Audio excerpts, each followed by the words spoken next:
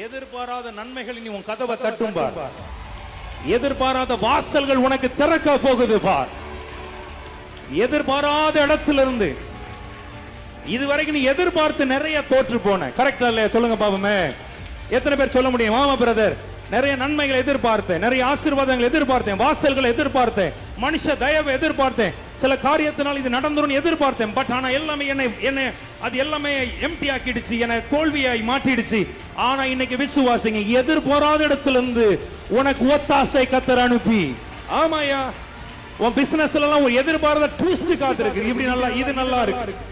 ஆமென். ஊழியம் செய்யற கர்த்தருடைய பிள்ளைகளுக்கு எல்லாம் சொல்றேன், எதிர்பாராத ட்விஸ்ட் ஊழியத்தின் பாதையில இப்படிதான் மற்றவன் பார்வைக்கு இப்படிதான் இருக்கிற மாதிரி இருக்கும், இங்கதான் இருக்கிற மாதிரி இருக்கும். ஆனா அந்த ட்விஸ்ட் வரும்போது நீ ஏற வேண்டிய இடத்துல, ஐயோ விசுவாசிக்கிற பிள்ளைங்க ஒரு ஆமேன்னு சொல்லக்கூடாதா?